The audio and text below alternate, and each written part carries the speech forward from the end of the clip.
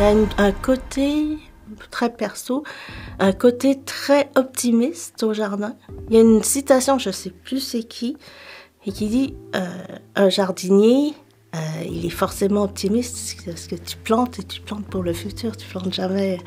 Donc je crois que c'est ce côté-là qui nous a attirés un peu vers ce côté artistique. C'est une rencontre, hein. C'est une rencontre entre l'art, la science, la construction. Donc c'est un travail, un métier de rencontre. Puis ça nous permet un peu de tisser des liens par des intérêts, sur des intérêts divers.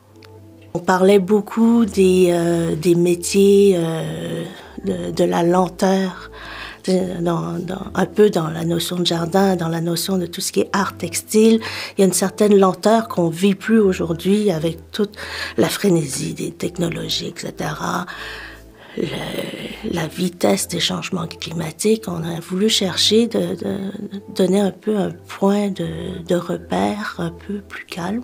Et donc, le thème de la ceinture fléchée nous est venu par Alexander, qui, en fait, a fait référence à la ceinture fléchée que Elsie Redford, la fondatrice du Jardin de Métis, portait. Et la ceinture fléchée est un textile très identitaire au Québec. Ça a été amené par les Ursulines. Donc, il y a encore une fois cette notion de boucle de rencontre. Donc, les Ursulines, qui sont françaises, sont venues au Québec, ont enseigné le tissage au doigt aux Québécoises. Et c'est devenu une pratique très iconique dans notre culture. Et là, on ramène un peu la ceinture fléchée, notre interprétation de la ceinture fléchée en France. On a décidé de travailler avec des codes de couleurs. Les 5 couleurs principales de la ceinture traditionnelle. Et on les place de façon stratégique dans le jardin. Et c'est le visiteur qui, lui, en se baladant, s'imprègne des couleurs, amène avec lui dans son passage les couleurs et tisse son propre message.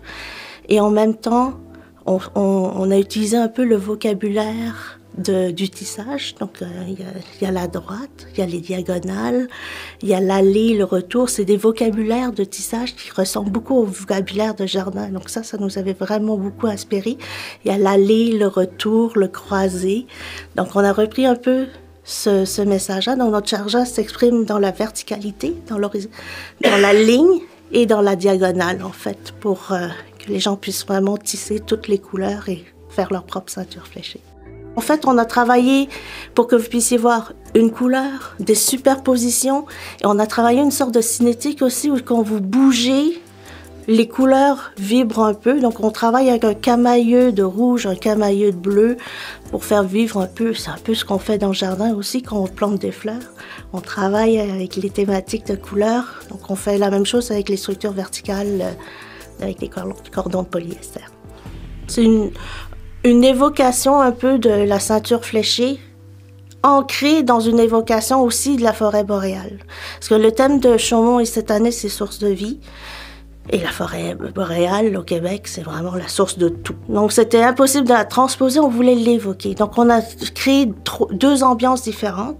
Une ambiance très conifère, un peu plus refermée, avec des plantes de sous-bois. Donc on voulait quelque chose de sombre, un mélange de tonalités de vert pour vraiment asseoir notre forêt boréale. On a essayé de retrouver dans la texture, dans la forme du feuillage, le port des plantes, un lien avec nos plantes à nous. Donc c'est vraiment dans l'évocation, le clin d'œil.